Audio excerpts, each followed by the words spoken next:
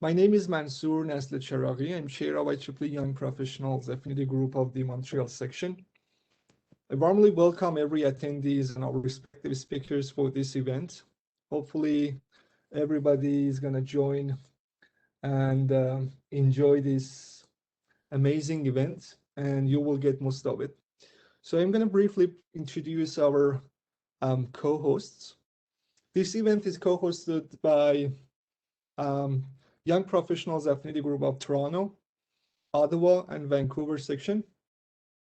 We have student branches that they are hosting the event: INRS University and Concordia University, Polytechnique Montreal, and ETS University. So these universities are from Montreal. We also have co-hosts from Ottawa, which is a Women in Engineering. It's a separate section of the separate affinity group of the Montreal of the Ottawa section. And we have Vancouver Joint Chapter, which is Circuit and Systems from Simon Fraser University. Dr. Trakovic, I'm sorry, I'm not ruining her name. She is the co-host of this event. So our speakers, we have Sadia. I would like ask you to please, you and Faye, please turn on your video while I'm introducing you.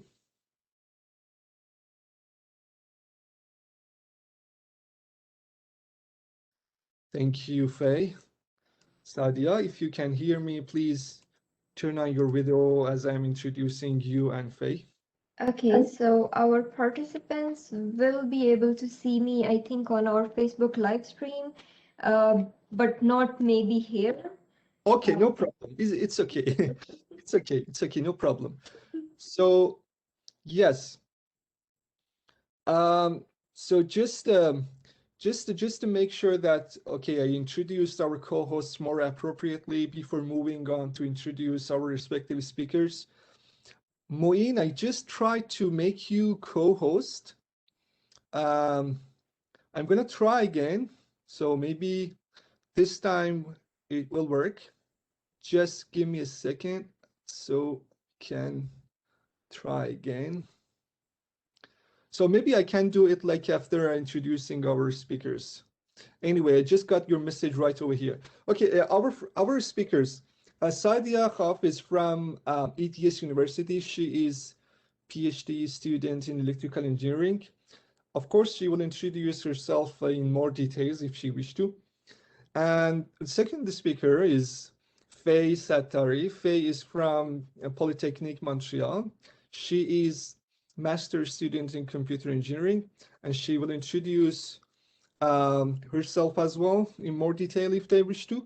So I'm just gonna make sure that they can present, they have the presentation access. Just give me a second. So first I'm giving access to Sadia to, um, I'm changing the role to a presenter.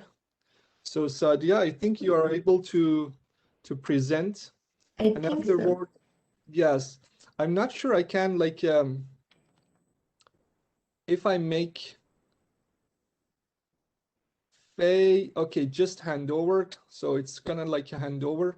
So I'm gonna like return to you, and then we can move to Faye when she wants to like share a screen. Anyway, you are presenter role right now, and I am handovering the microphone to please introduce your events and the agenda and what will come and what we're expecting from this event. And thank you for accepting our invitation. Actually, these two speakers, these are like our active volunteers in our team. It's a great honor to have them like as the team member and as the lecturer at the same time. Thank you. Thank you so much, Mansoor, for the wonderful introduction. I would like to welcome all the participants to this exciting event. We are so humbled and overwhelmed by such a large participation. Thank you so much, everyone, for joining us. In this event, we will start with my friend Faye. She will be giving you an introduction to Google Colab, which is a wonderful tool. This is like your uh, coding in your browser. You don't need to install anything. You don't need to go through, installing the dependencies or anything. You can just go into a browser tab. All you need is a Google account and you can start coding into it. So Faye will be telling you how to do that. She will cover the basics of Google Colab. She will cover how you can use your file system into it. She will cover how you can start writing codes, different blocks in it. So you will get to know how you can start writing your codes using Python in your browser, like a Jupyter notebook. And after that part is covered, I will take over and we will start writing our Q learning code. Faye will also introduce you to some gym environments that later I will be using in the second part of the workshop, in which we will give you an introduction to OpenAI gym environments. OpenAI is a library of open source environments for reinforcement learning. So we will have an introduction to what kind of environments are there, how we can use them, what kind of functions are there. And after that, we will move on to writing your first Q learning code together with us in your browser. I hope you guys got the template file, code file in a GitHub repository. So we will be, for the second part of this workshop, we will be using that file and you will be writing the code with us in your browser. For both the first and second part, you will open a browser tab and you will write your codes with us so that when you leave this workshop, you will have already completed your first reinforcement learning code in your browser within a couple of hours. So I hope you will learn a lot from this workshop. Without further ado, I will hand over to my friend Faye and she will start giving an introduction to Google Colab to you. Over to you, Faye. Thank you, Sadia, and thank you, Mansoor. Hello, everyone. Thank you to joining us. I'd like to send a very welcome to all of you on behalf of our entire team.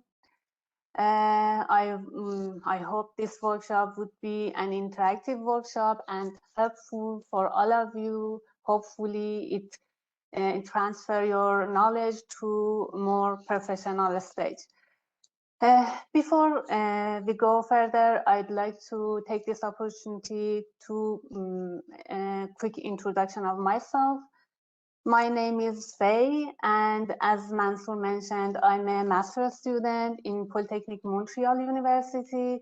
I'm a computer engineering student, and my research area would be smart cities, IoT, 5G, and security. Now I'd like to share my browser with you. Okay, let me share. I hope you now see my screen, please. Yeah, we see you. It's okay. Go ahead. Okay, thank you. As Mansoor and Sadia mentioned in the first section, we are going to talk about Colab and what's the Colab and how we can start coding in this nice platform. I'm prepare these documents and these subjects for you. I hope we have enough time to talk about all of them. And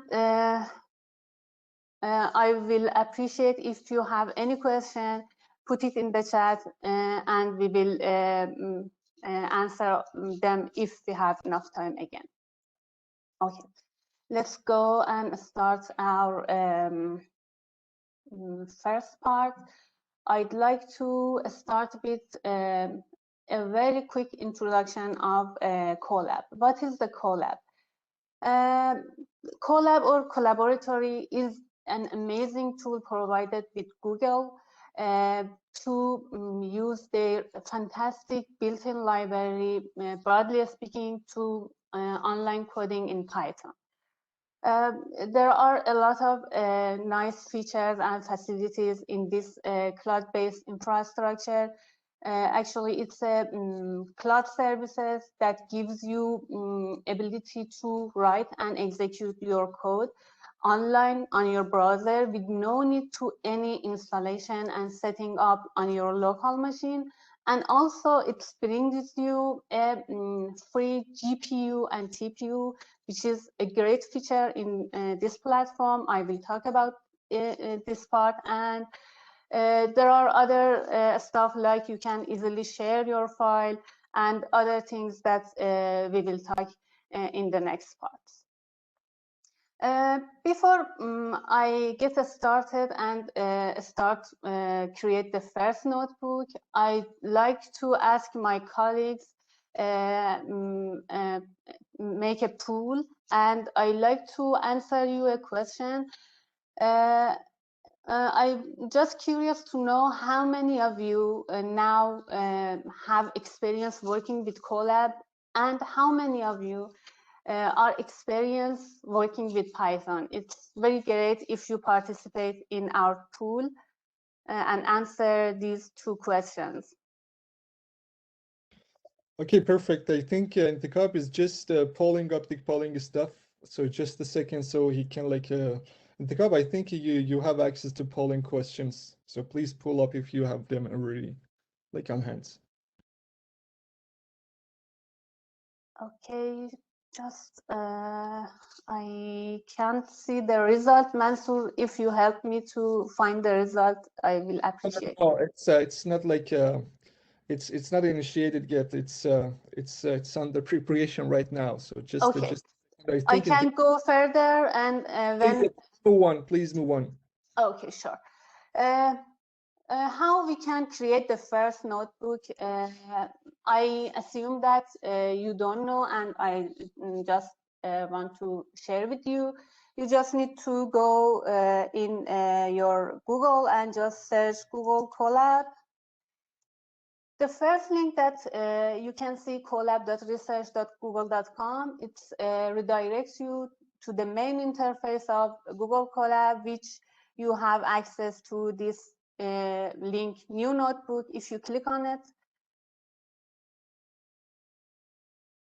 it brings you can start creating your code in your notebook. Another way that is interesting and I like to show you is that you can go easily to your drive here and click on new.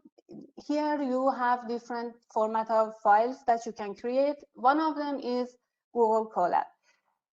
Just a tricky point here is that if you don't see Google Colab here, don't worry, just you need to click on connect more apps, and here you can search for Colab like this. Sorry, Colab.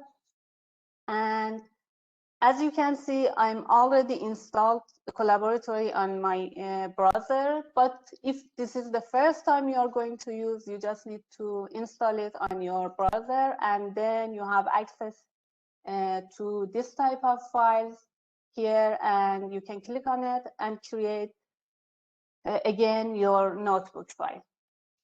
I want to suggest you start creating your notebook with me and start coding on it and get ready for the next part that you are going to work with Sadia. It seems that Intikhab sent the pool. I will appreciate if you answer these questions. It helps me to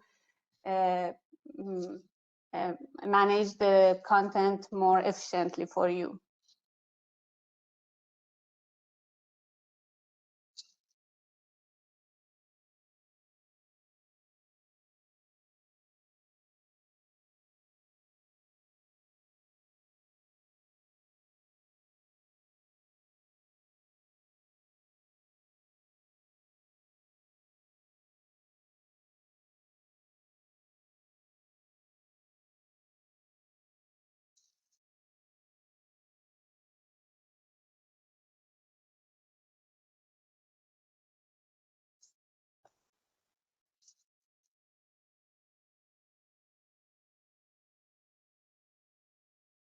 Mansoor, I waiting for the results.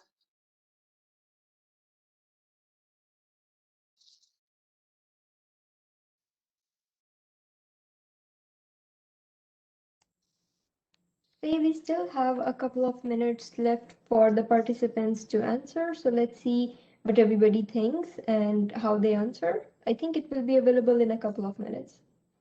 Okay, so I'm going to further. Let's start talking about different facilities and settings that we have in Colab.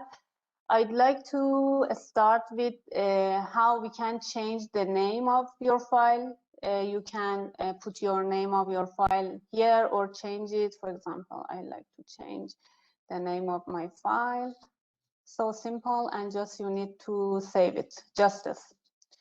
Another things that we have a setting here. For example, you can change the theme of your browser to dark mode if you like, or let's back to the light mode. Or there are some stuff here to setting up the font size and other stuff in your browser for beautifulness and easiest way to work with. There is a funny setting here. I like to show it. I set it in many power and save it. Then I start typing, and as you can see, it's just funny setting that you can enjoy it and don't get bored of this coding platform. Let's back to the normal state. Okay. As I mentioned, you can create table of content for your documentation and your code here. Just you need to add a section, something like this, and then you can put a name here, anything, test section, for example. And as you can see, it will add it to your table of content. You can move on and access to the section. You can search and replace like as other browser, other document platforms. And also, okay, I will back to code snippets in the next part. We have a place for your files and working, putting any file that you like to work. Let's try to, for example, I like to add a picture. Okay, it brings you a alert that this place is a temporary for your file, which means if you close your browser, if your session will be ended, then you will lose your file and your file will gone. So we need to have a permanent place for your file. We will talk about it. But before that, I like to mention about GPU and TPU, as I mentioned, which these two features are the important and a nice feature in Google Colab. In my point of view, the most important feature that distinguished Colab from other cloud-based services is that you have free access to GPU and TPU. How you can use them? You just need to go to edit and then to go to notebook setting. Here you can change the hardware accelerator to GPU or TPU, as you can see. But what's the GPU and what's the TPU? Before I talk about these two, I like to show you an example. I don't want to talk about the whole code that we have here. I just, okay, before I probably give a error message because I didn't change the GPU and CPU as my hardware accelerator. This code provides two random array of images and start manipulating these images in two different modes, CPU mode and GPU mode. And it's going to compare the result of these two different mode for considering the time of processing. As you can see here, with CPU, it takes around 3 seconds, but with GPU, it takes around 0.04 seconds, which means GPU is faster than CPU around 76 times, which is very great when you are going to work with images, videos, and you have a complicated algorithm and you need to have a better and faster solution for your algorithm. Okay, I can see the result of the pool now. So it seems that you guys have already experience working with Python. Nice. So it's make it easy, this presentation, and I'm glad that see some of you have experience with Colab. It's so nice. I hope you don't get bored of my presentation. And for those that don't have any experience with Colab and Python, don't worry, because if you know any other language, the syntax of Python is very simple and you don't have a big trouble to deal with this language. You can see in next minute. Okay, back to my presentation. Faye, sorry for interrupting. I wonder if you can like a bit increase the font size, because I see the same situation here. Like, can you please increase the font size of the browser? Sure, I will do it. Thank you for your notice. Is it better now? Yeah, it's much better, much better. Okay, thank you for give this hint to me. Okay, GPU or graphic processing unit, and TPU, which stands for tensor processing unit, are two features that gives you different hardware accelerator for processing your algorithms and codes. The main difference between GPU and CPU is that CPU is mainly designed to handle a wide range of tasks in considering the CPU time, and it's have some limited to work with concurrency tasks. Instead, GPU is designed to quickly render huge images and videos concurrently. Also, about the TPU, I'd like to mention that TPU is an application-specific integration circuit to accelerate the AI calculation and algorithms, which provided with Google for the first time. They developed it especially for neural network machine learning, for TensorFlow software, and they started, Google started using of TPU in 2015, then they made it public in 2018, and now here we go, we have free access to TPU in your Colab, in your browser, with no need to installation. If you are going to use TensorFlow project, it's a very nice feature. I really suggest you try it. I want to talk about different kind of cells that we have. We have two types of cell, code cell and text cell. As you can see here, what we have until now, all of these created by a text cell. So it means that you can put images, text, headings, bullet lists, and other stuff.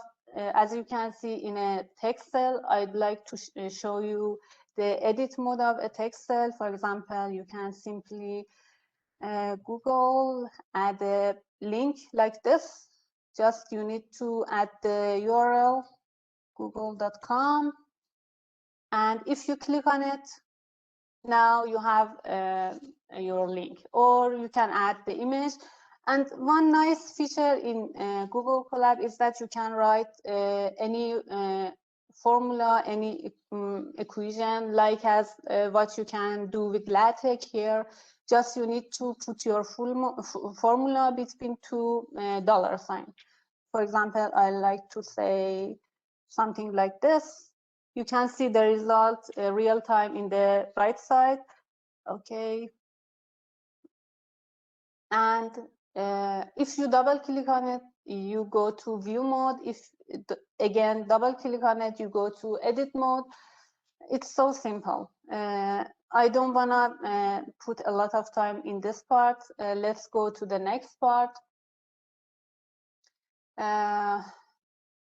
As I mentioned, you have a very easy way to share your notebook with other people, like as other services in Google. You just need to click on share and then choose any person that you like with his or her email.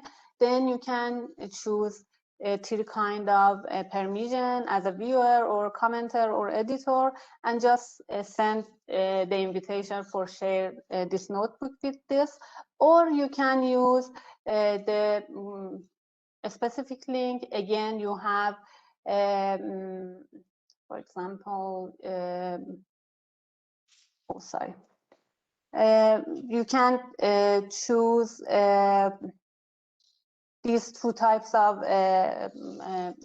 creating the link, and you can put the permission for your link again, which is a nice feature.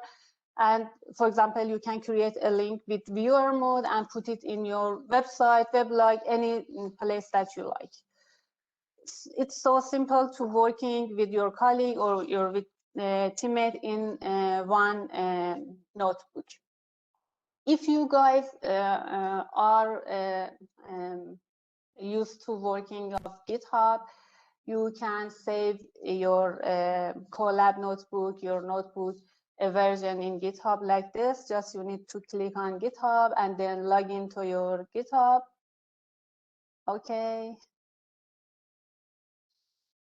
Then you should choose a repository or a branch. And a branch, I like to create a new repository. Just let me name it, for example, IEEE workshop. And I add the README file. It creates a main branch automatically. Then if I back to my Colab, let's cancel it. Again, go to save a copy in GitHub. I can choose, okay, I don't know why it's don't come here. Maybe I made a mistake. Okay, I choose another branch, okay, like this, and I save it here.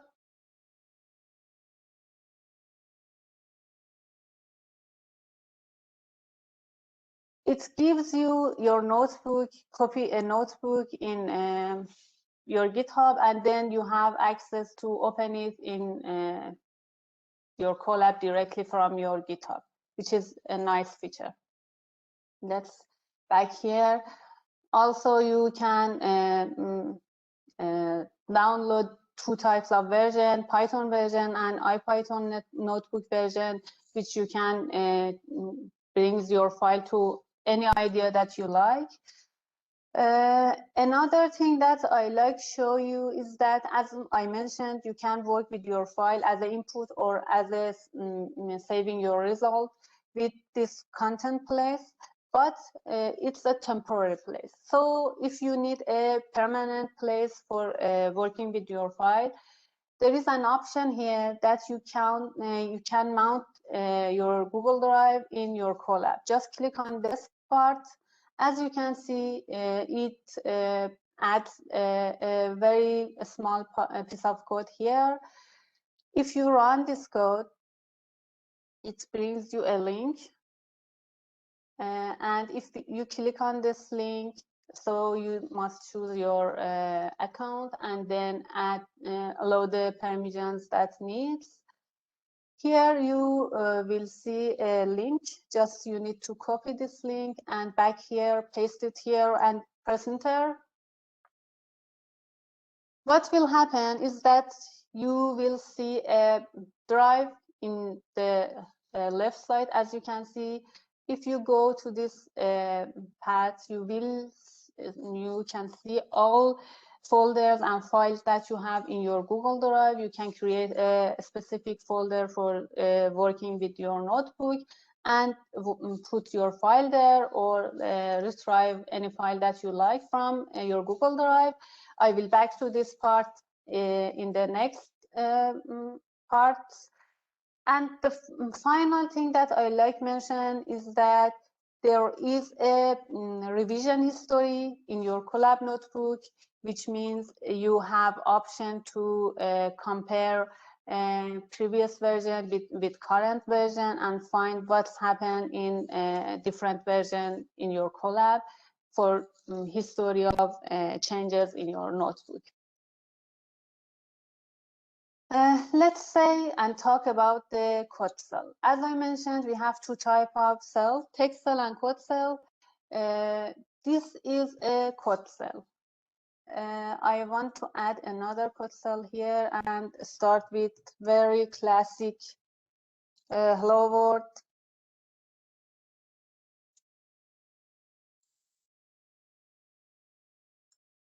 Okay. For running your code, you just need to click on this button and the result will be appeared here. You can clean up the result. Again, you can run it. There are other options with keyboard that you can run your cell code. I mentioned here, you can see. Any cell code have and even any text code have some settings and tools here.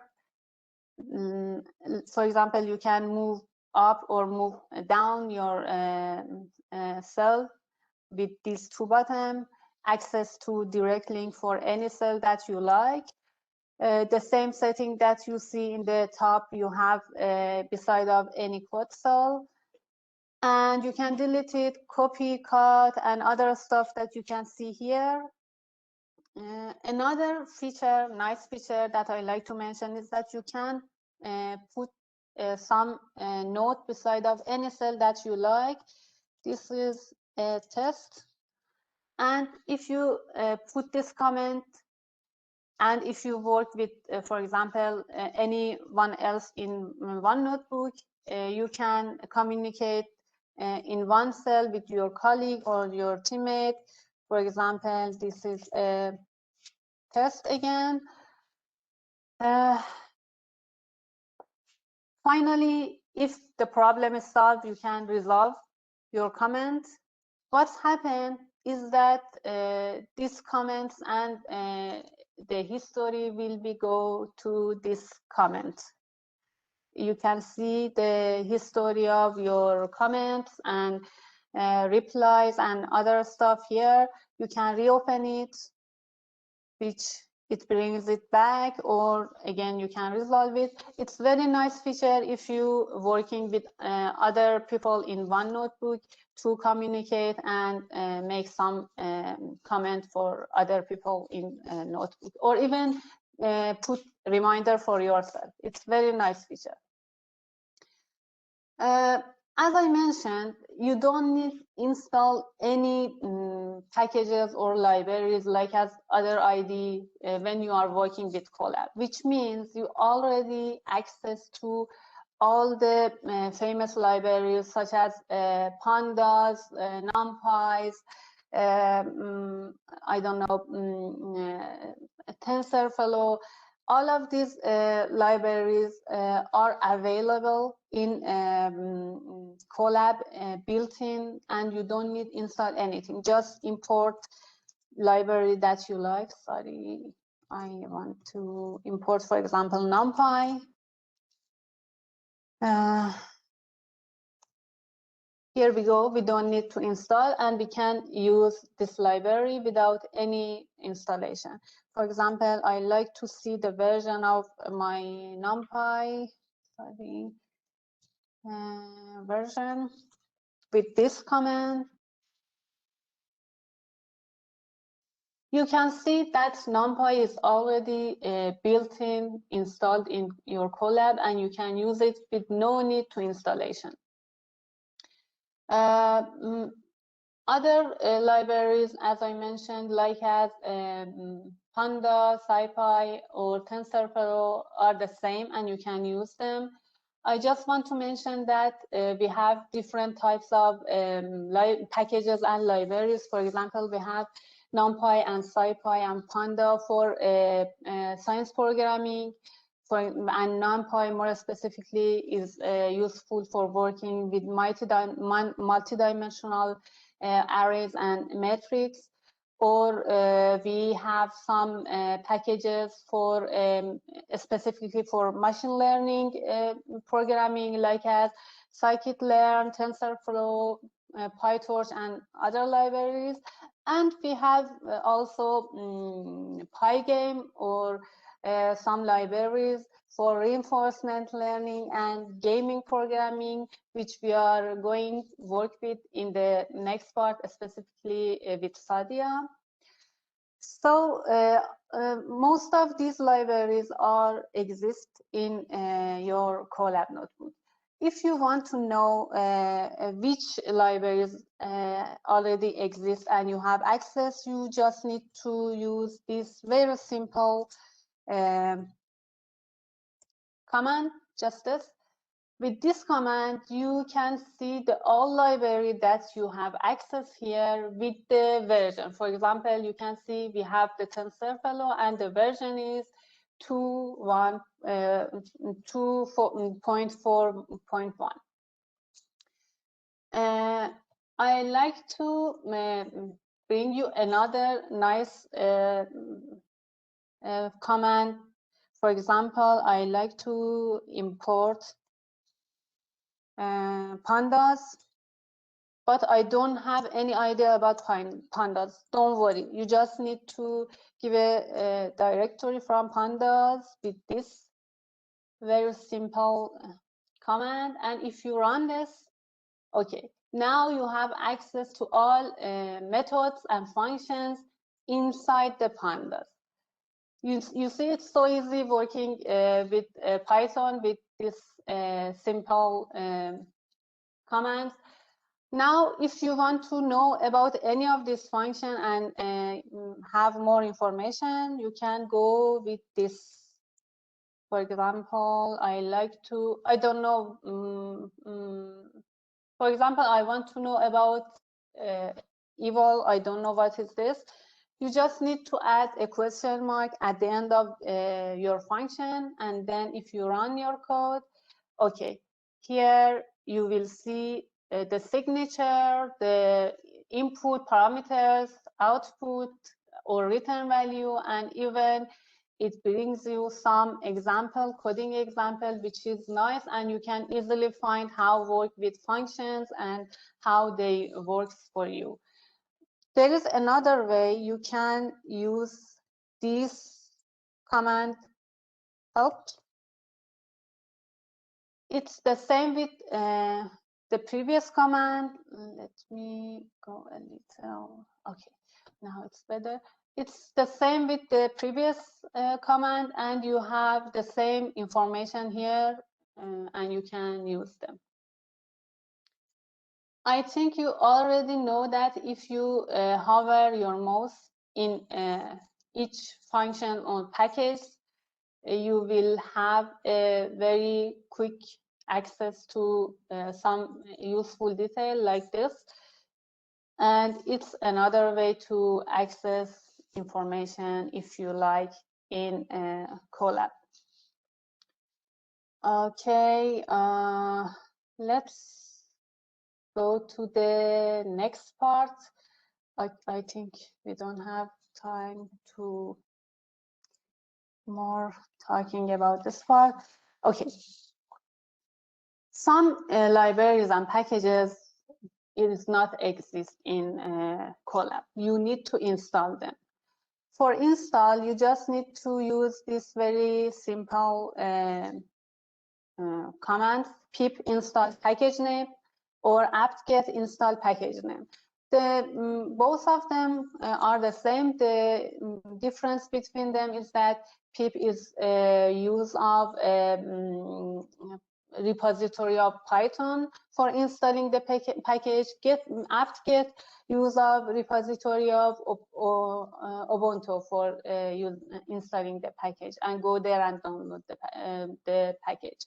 I bring here a link for you. You can go there and find more information about apt-get and other options and parameters that you can use with apt-get. I recommend you go and find the same thing for pip, because we have the same thing for pip.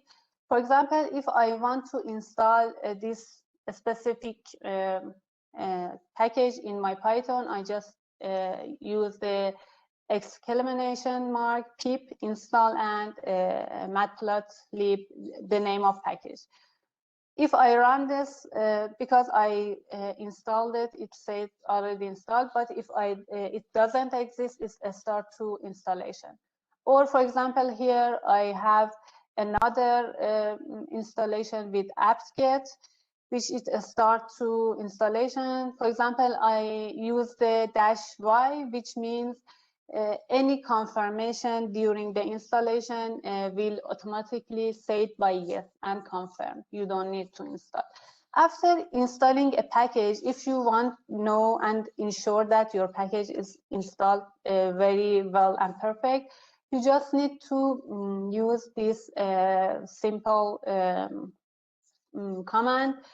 Pip show the name of your package, brings you the name of package, the version, the path that it's already installed, and other information, which means you have access to this package right now in your browser. I talk about the show. I don't want to run these codes, but it's good that you know we can upgrade our package with this simple command, pip install /upgrade the name of package, and you can change the version of a package in your browser with this command, pip install the name of your package and the number of version that you like. You can change the version. I want to go to the next part and start plotting some charts with together. And I've seen that you answered to our poll about which favorite tools that you used before for providing charts. I'm not sure about the result, but I want to share with you Python. They have very powerful packages for plotting. When you using with high volume data, and when you want to bring some statistic reports, it's a necessary thing that you put some chart and diagram in your report if you want to be professional. So I like to share with you how you can plot some chart and diagram based on your data in Colab with Python. We have different packages such as Bouquet or Seaborn or other packages for creating diagram, but I like to go with one of the famous and powerful one, which is Matplotlib. Let's go and start creating some sample data for our plotting. I like to use NumPy. I just go with, again, import NumPy. And then I like to define some array. The first one,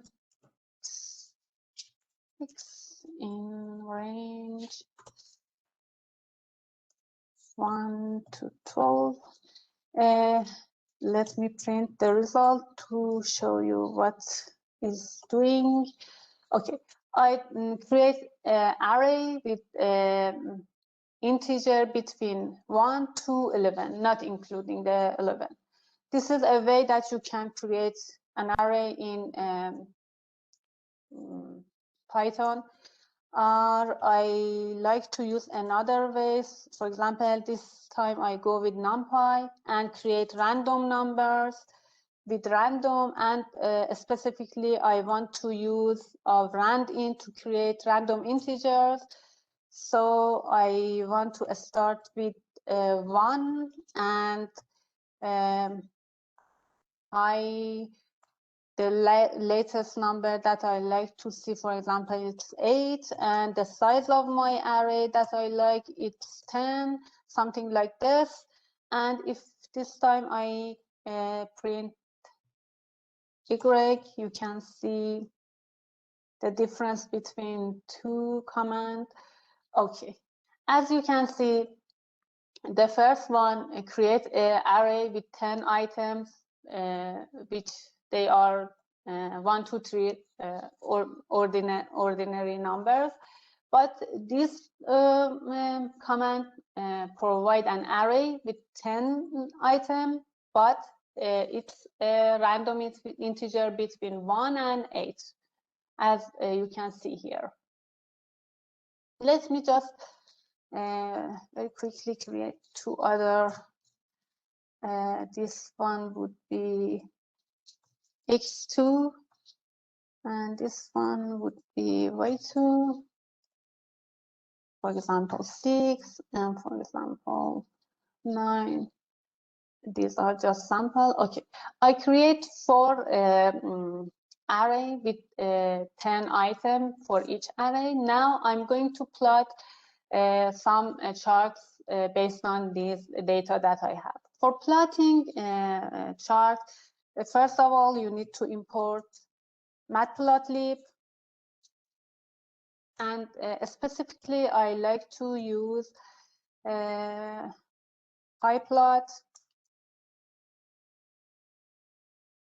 So, as I mentioned, for plotting, you just need to use a very simple command, which is plot, and put your data. I like to use x1 and y1 for my data, and after that, you should show your plot, which is the simple command, which is show.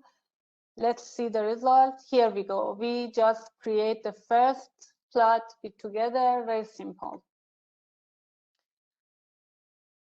I like to create another chart, but at the same, I mean, I like to create another line based on, for example, x1, y2 in the same chart. I just need to another plot, and then you can see here the result. You can easily plot any data that you have in one chart. It's so simple. You can add, for example, title for your chart to make it more professional with this command. For example, first chart, I name it first chart. Here we go, we have it here. Or you can label the X and Y axis by this very simple command, plt.xlabel, and name it X value. Sorry, okay. And the same thing we have for Y label. This time I like to put a formula. As I mentioned, you can write formula here. I like to say this is X equal Y. See the result. You have a formula here. You have a label for your X's. Another nice thing that you can do is that you can use the grid to make your diagram like a mesh and grid. Also, I like to use plt.x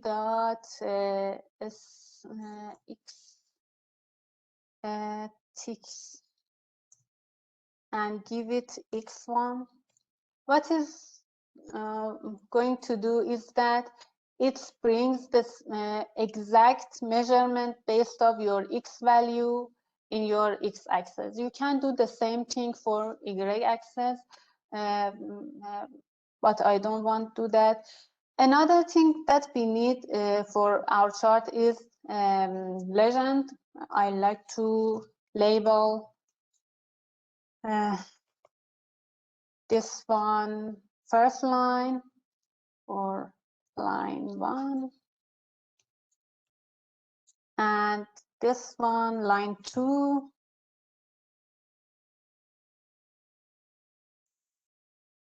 line 2. And then if you add this command legend, what's happening here is that, oh, maybe I made a mistake here. Okay, it's a nice thing if you have any problem in your code, you can see the error like this in the your output part. I made a mistake in my syntax, and okay, now you have the legend here. Another thing that you can do with your plot is that you can filter that use of this figure function to resize your chart.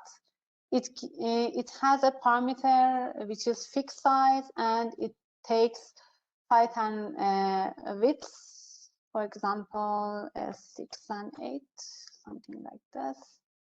Let's see. Okay, maybe I change it. It's better to change it, for example 8 and 6. Now you can see you have a bigger chart. Also, you can give some style, for example line width to your lines, or you can give a style, line style, style to your oh, I made a mistake, line style to your charts. You can see here, or you can add marker for your chart, for your line marker. I like to go with O. Can you see it's add some marker for your points, and you even can change the size of marker size, and make it, for example 10. You can see the how you can set some beautiful style, or even you can marker face color. You can change the color of marker. I like to go with, sorry, light blue to make it more beauty. Okay, I made a mistake here. Let's say marker face. Okay, face. Oh, sorry. Color. Okay. So you can do very simple things to create a very beautiful line. I like to add the same thing for the next. Just let's remove this. And even you can set the color for your line. I like to add red and change the color for the second line. Okay, we have a very beautiful chart with very simple commands. You have the same style you can add for title and your labels. Another thing that I like to mention is that you can save your chart as a PNG file with this function. For example, name it fig1, and let's save it. What will happen is that if you go to this place, okay, you have it here, and you can download it in your computer and use it any place that you like. We have other types of charts. For example, we have bar charts. Let's look at the bar chart with X1 and Y1 and plt.show.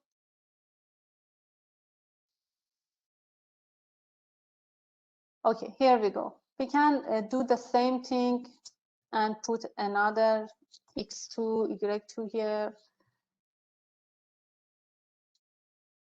You can see we can add all of these things that we put in the previous plot here, and now you have another beautiful plot like this. If you can see you don't have a legend here, you should label it. Let's label it bar 1 and label bar 2. Now we have this. Or another type that maybe it's interesting to talk, a scatter. It's another type for preparing some beautiful charts. It's X1, Y1. Now you have a diagram like this. Okay, there are a lot of beautiful charts and diagrams and styling them. We don't have time to go with them. I like to show you some samples in code snippets. We have code snippet here. You can search, for example, visualization. Okay. If you see here, there are beautiful and very professional samples. You can use them and give some idea from them. I like to test one of them. I don't know what is this. I just insert the code inside of my notebook. And if I run this code, what will happen is that, here we go. We have a very beautiful chart. It's interactive chart with changing your mouse. It moves, and you have options to save and other options. You can find other nice samples here and use them to take some idea, to find some idea and use them in your work. Let's move on, and I prepare some sample here. Let's say we are going to calculate z equal x2 plus y2. I prepare some array with 40 items, two array A and B, and then use those two array with mesh grid to create a two-dimensional array like this. So now I have x and y, two different array, two-dimensional array. And then use them to calculate the z based on my formula, like this. Okay, let's print the z. Maybe it's not bad to print the z. Here we go. Now I'm trying to plot the z based on x and y. As you can see, it would be a triplet. I write the code here because we don't have time. I just run the code, and this is the result, which I use again the matplotlib. I put the size for my charts, and then set the 2-dimension as my axis. Use the plot surface nice function, and set the x, y, and z as my parameter. And this is just the style of my color map. And also I use the contour to create a contour for my z dimension. You can change it, and I set the offset 0 to create my contour in the 0 point of my options. And again, it's a I change it to see what's happened. I don't know what are these. I just check another one, for example, this. Okay, it's just a color map, different color map that we have in Python, and you can use them for your chart. And another thing is that you can create a color bar like this with a very simple command. Okay, all things about the chart. I think we need to go to next part, pickling. If you want to work with files, especially if you have dictionaries and some objects that you like to save it in a file, it's a good option that you use of pickling. It's so simple working with pickling. Let's do it together. First, I like to create an object, for example, my object, obj, and my object would be include x and y and then z.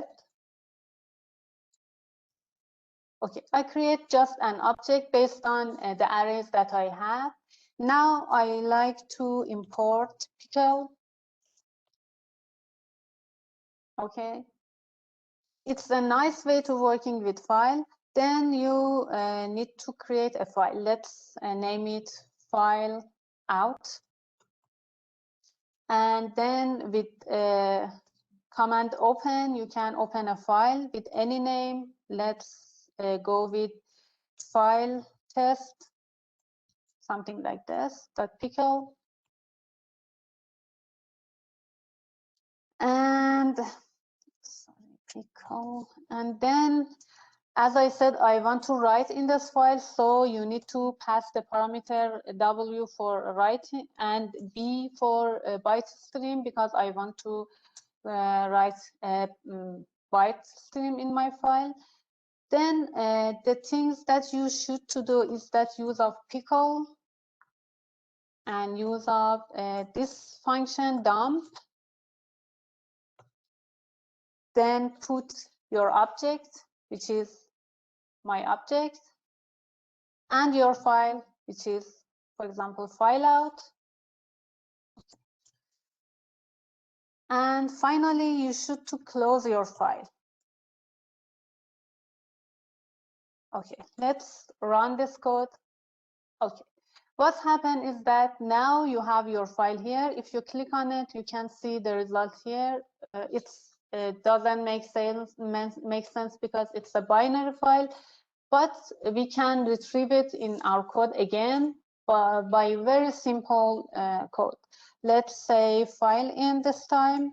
I name it file in, and then again, I like to open my file. Which file? The same file that I created, this file. And this time I want to read my file. So I put the write as my input and again binary type.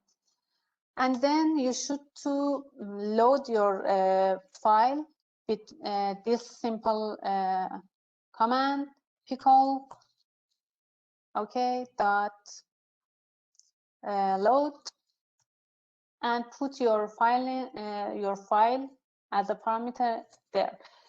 I like to save it in a variable. Let's name it temp variable. And for showing to the result, I like to print it.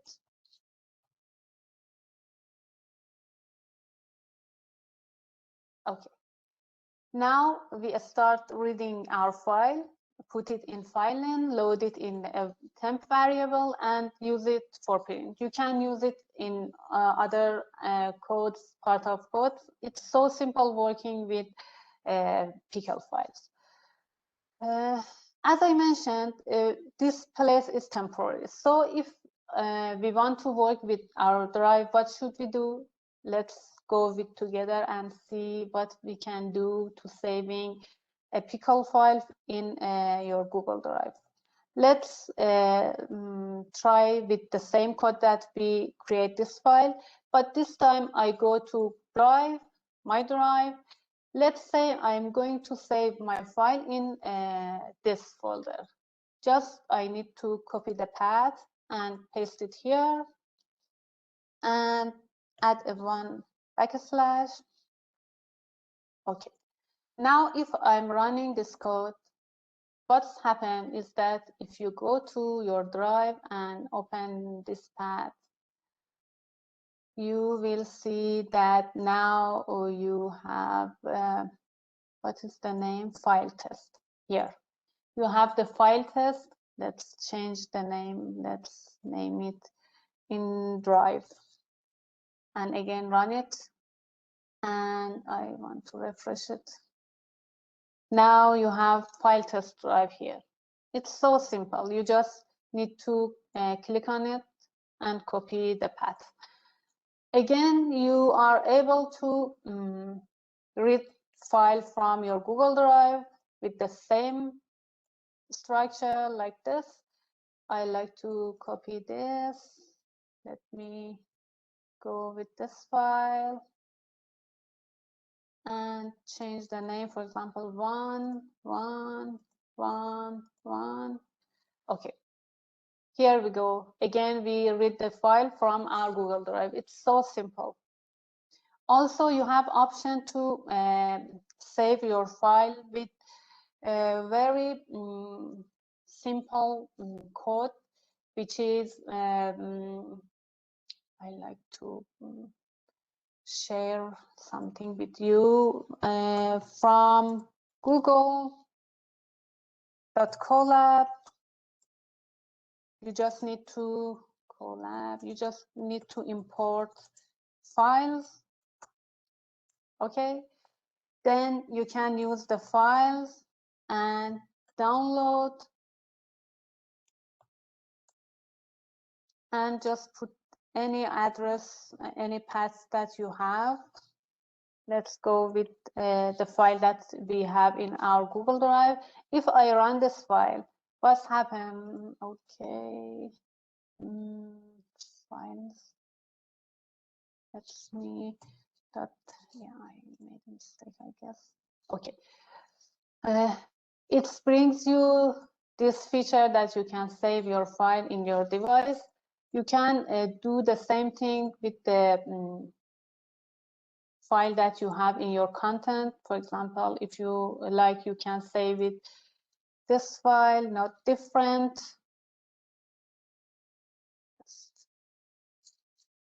Again, you are able to save your file from this place. You just need to give this permission to your browser and then save your file here. Okay, for the next part, I like to talk about some libraries that you need to install for working OpenAI Gym toolkit. We have some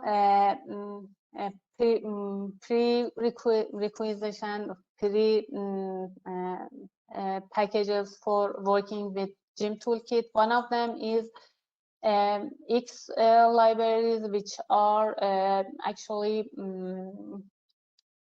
a server that can run on your machine with no display hardware.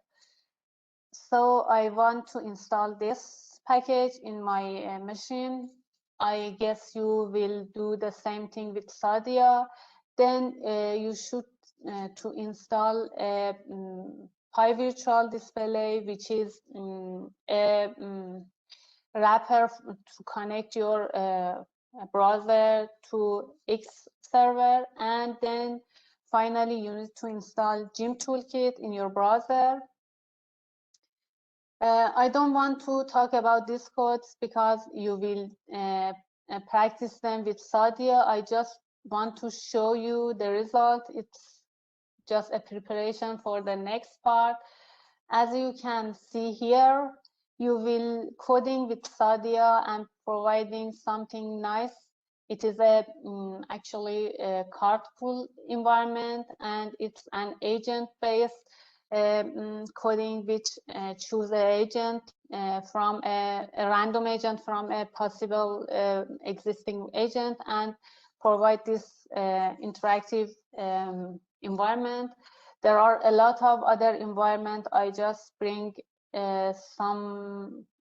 just one other example. It needs a very specific dependencies in Gym package. I install this, and then if we run this code, we will see some result like this.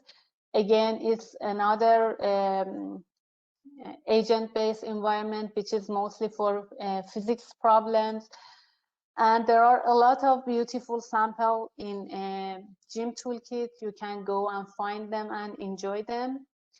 I don't know if we have time. I like to show very quickly these two features. You can create forms in your Colab.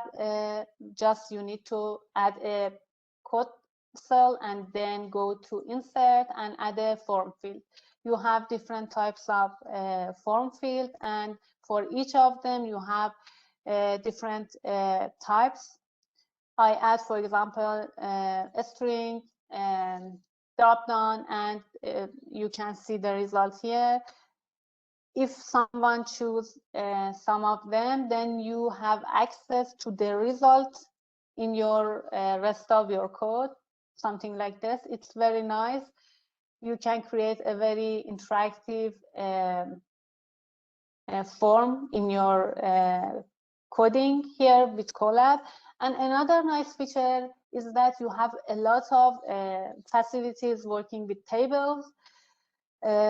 Just you need to import the data table. Don't worry about this, it's just a sample set I just use for showing data to you.